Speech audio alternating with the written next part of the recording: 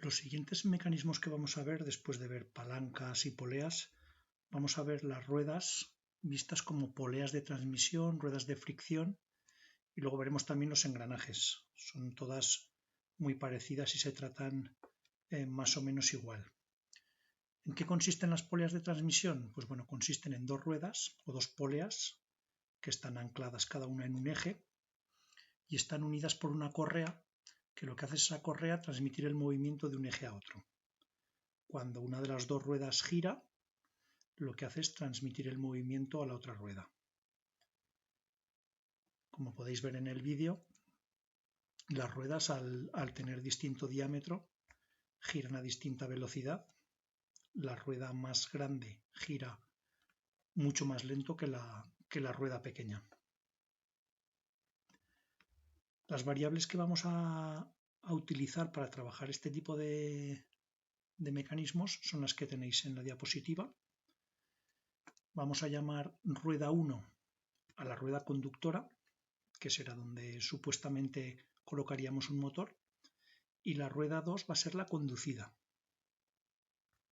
Se representan tanto la 1 como la 2 con subíndices, que es un numerito puesto por debajo de las letras un poquito más pequeño. Cada rueda tendrá un diámetro diferente, puede ser el mismo, entonces llamaremos diámetro sub 1 al diámetro de la rueda conductora y diámetro sub 2 al diámetro de la rueda conducida. ¿Vale? Acordaros que el diámetro es 2 veces el radio, es la longitud mayor que tiene la circunferencia pasando por el centro. Y luego nombraremos también N1 y N2. N1 va a ser la velocidad de giro de la rueda conductora y N2 la velocidad de giro de la rueda conducida. ¿Qué queremos decir con velocidad de giro? Con velocidad de giro queremos hablar de las revoluciones por minuto que da una rueda, ¿vale? Vueltas que da la rueda en un minuto, eso será la velocidad de giro. No confundir con la velocidad lineal. La velocidad lineal es la que conocemos, que es la distancia que recorre un cuerpo en un tiempo determinado. Aquí vamos a hablar de velocidad angular o velocidad de giro, que son las revoluciones por minuto, porque la rueda realmente no se mueve, está fija en un sitio, pero da vueltas. Entonces, esas vueltas que da en un minuto van a ser las revoluciones por minuto, que las vamos a nombrar con una n. Marcaríamos un punto en la rueda, contaríamos las vueltas que da en un minuto, contaríamos el punto, las veces que pasa por la flecha, y eso serían las revoluciones por minuto de nuestra rueda. Aquí tenéis algunos ejemplos reales de poleas de transmisión. Se utilizan en motores, bombas, para transmitir el movimiento de giro de un sitio a otro, del motor a una rueda que queramos girar. Pues estos son diferentes máquinas que utilizan poleas de transmisión. Puede haber dos ruedas o puede haber más, como en el ejemplo que tenéis aquí, los coches utilizan poleas de transmisión. ¿Vale? Muchas máquinas y mecanismos utilizan poleas de transmisión. ¿Qué fórmula vamos a utilizar para calcular las poleas de transmisión? Pues es la que tenéis aquí. Y es que el diámetro de la rueda 1 multiplicado por la velocidad de giro de la rueda 1 es igual al diámetro de la rueda 2 por la velocidad de giro de la rueda 2. Por tanto, si las ruedas son del mismo diámetro, la velocidad de giro será la misma y además en el mismo sentido. ¿Vale? Fijaros que cuando hablemos de sentido de giro hablaremos de sentido horario y sentido antihorario. Si hemos dicho que la rueda 1 va a ser la conductora, ¿vale? Siempre la 1, recordar la conductora, si gira en sentido antihorario, fijaos que con una polea de transmisión la rueda 2 también va a girar en sentido antihorario.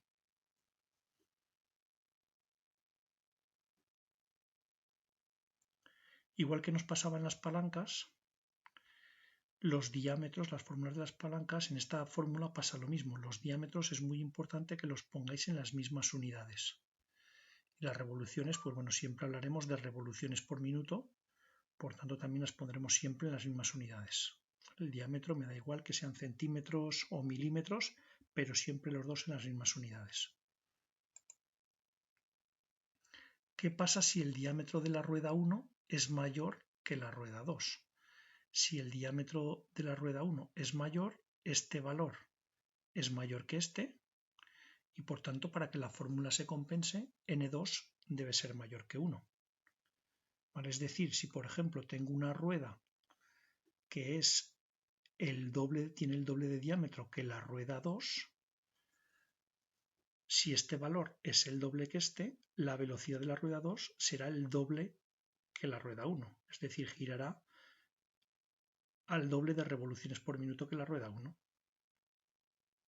Cuanto mayor sea la diferencia entre las ruedas, mayor será la velocidad de giro de la rueda pequeña.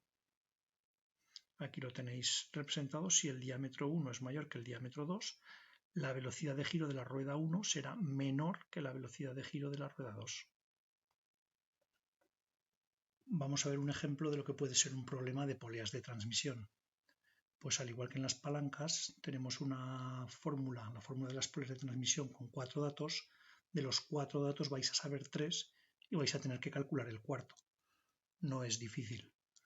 Por ejemplo, si nos dicen que el diámetro de la rueda 1 es 24 centímetros, el diámetro 2, o sea, el diámetro de la rueda 2 es 8 centímetros y nos dicen que la rueda 1 gira 50 revoluciones por minuto y la pregunta es a qué velocidad gira la rueda 2, pues lo que tenemos que hacer es escribirnos nuestra fórmula.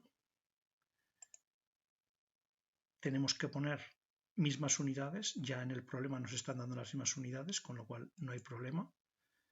Debajo de la fórmula escribimos diámetro 1, 24, n1, 50, diámetro 2, 8 y n2 es nuestra incógnita, es lo que tenemos que despejar. Recordar, aunque lo tenga en la derecha, n2, ¿vale? El número que está multiplicando a nuestra incógnita es el que pasa dividiendo. No paséis dividiendo el de la izquierda. Siempre pasa dividiendo el que está multiplicando a la incógnita. O sea que n2 sería 24 por 50 dividido 8. Si hacemos esta operación con la calculadora, veréis que os da 150 revoluciones por minuto. Aquí se ve un poco lo que os decía antes. La rueda 1 es el triple de grande que la rueda 2, por tanto la velocidad de la rueda 2 es el triple de la velocidad de la rueda 1. Se multiplica la velocidad por 3, 50 por 3, 150.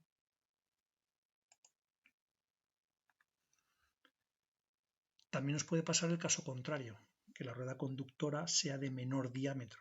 Entonces, si la rueda conductora es de menor diámetro que la conducida, la velocidad final que obtengamos en la rueda conducida será menor. Si el diámetro 1 es menor que el diámetro 2, es decir, si este número es más pequeño que este, para compensar, para que la fórmula siga siendo igual y compensar, la velocidad de 1, la velocidad angular, velocidad de giro, tiene que ser mayor que la rueda 2. Vemos aquí otro ejemplo. Diámetro de la rueda 1, 10 centímetros. Diámetro de la rueda 2, 40. Revoluciones por minuto de la rueda 1, 80. Pues ¿a cuánto girará la rueda 2? Mismo procedimiento. Nos escribimos la fórmula.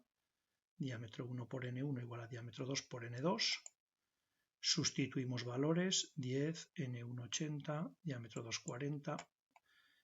n2 lo dejamos igual. Pasamos dividiendo el 40 y nos queda 10 por 80 dividido 40. Dividimos y nos da 20 revoluciones por minuto. Si la rueda 2 es 4 veces mayor, la velocidad se divide también por 4. 80 dividido 4, 20. Otro tipo de ruedas son las ruedas de fricción. Simplemente hemos quitado la correa que transmite el movimiento de un eje a otro y ahora lo que hacemos es poner las dos ruedas en contacto. Al estar en contacto, la única diferencia que hay con las poleas de transmisión es que ahora el sentido de giro es contrario.